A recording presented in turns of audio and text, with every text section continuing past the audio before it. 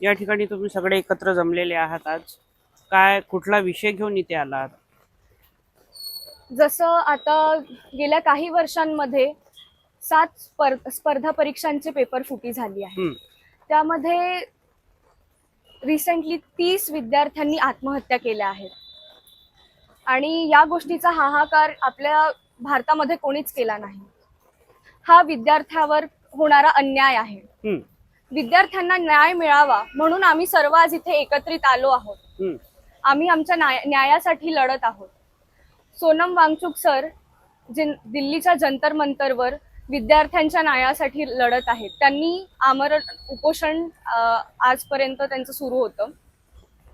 आज त्यांना जबरदस्ती शिवीगाडी करून त्यांना जबरदस्ती तिथून पोलिसांनी सिव्हिल ड्रेसमध्ये येऊन उचलून घेऊन गेले. तर तरीही आम्ही आमचं जे उपोषण आहे ते थांबवणार नाही. पुढलं स्टेटमेंट येतपर्यंत म्हणजे 20 तारखेपर्यंत आमचं हे उपोषण असंच सुरू राहील. कुठल्या प्रकारचं उपोषण असेल? 20 तारखेला आम्ही समोरची भूमिका आपली करू. कोणत्या प्रकारचं उपोषण असेल 20 पर्यंत?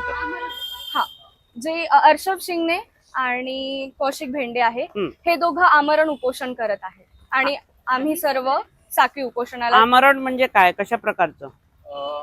म्हणजे ज्यामध्ये आम्ही फक्त पाणी घेऊ आणि म्हणणं म्हणजे असं की जे 20 तारीखला मार्च आहे, संसदवर मार्च आहे, आणि आम्ही जे पत्रामध्ये लिहिलं होतं की सोनम सर जेव्हापर्यंत पास सोडत नाही तेव्हापर्यंत आम्ही आपला पास सोडू नये.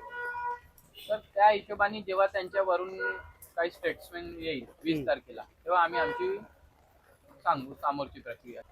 पुन्हा काय सांगायचं आहे तुम्हाला? काय शासनाकडे कुठल्या मागण्या? धर्मेंद्र प्रधान जे आहेत शासकीय मंत्री, त्यांचा आम्हाला राजीनामा हवा आहे.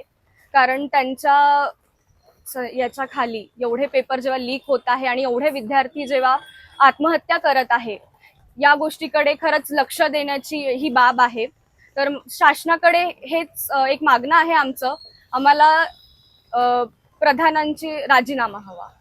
बरं, त्या ठिकाणी जंतर मंतरवर जे आंदोलन सुरू झालं टीईटी आणि शिक्षणाचा मुद्दा घेऊन, पण त्यानंतर तिथे बरेच वेगवेगळे विषय आले आहेत. आता तो एक तुमचा कॉमेडियन आहे कुणाल कामरा, काहीतरी असंच नाव आहे, त्याने प्रभू श्रीरामांचा आणि सीतामातेचा अपमान केला असे आरोप हिंदू संघटनेकडून किंवा हिंदू धर्मियांकडून केले जात आहे. तर काय वाटतं तुम्हाला, तशा पद्धतीचे वक्तव्य करणं योग्य आहे? त्याचं समर्थन कराल तुम्ही त्यासाठी? त्याच्यावर असं की आम्ही हे कोणत्या सीजेपीच्या किंवा कोणत्या पार्टीच्या अपक्ष याच्या समर्थनामध्ये आंदोलन करत नाही. म्हणून जे काही जंतर मंतरवर होत आहे ते सीजेपीच्या प्रोटेस्ट मध्ये, त्याच्यावर आम्हाला काही आक्षेप घ्यायचे नाही. आम्ही सोनमजीचे म्हणून संवेदनशीलता आम्हाला फील केली की बा जर हा माणूस उद्या मेला आणि काही त्याला झालं आणि त्यांना समोर न्याय मिळाला किंवा न मिळाला ना, आपण काही केलं नाही एक युवा म्हणून आमच्या प्रश्नासाठी, तर आम्हाला खूप गिल्ट फील होईल. म्हणून आम्ही हे सगळं केलं आणि जे काही तिथे होत असेल ते आता त्यांच्यावर आहे. सगळे सोशल मीडियावर ते व्हिडिओ व्हायरल होत आहेत, त्या गोष्टीला तुमचं समर्थन असेल का? नाही, आमचं आम्ही फक्त सोनम वांगचुक सरांना सपोर्ट करत आहोत. याच्या बिलकुल साईडला येऊ नये. आमची एक युथ म्हणून एक विचारधारा जे पटली आहे त्याच्यासाठी म्हणून आपण करत आहोत. आम्ही आपल्या फ्युचर साठी लढत आहोत.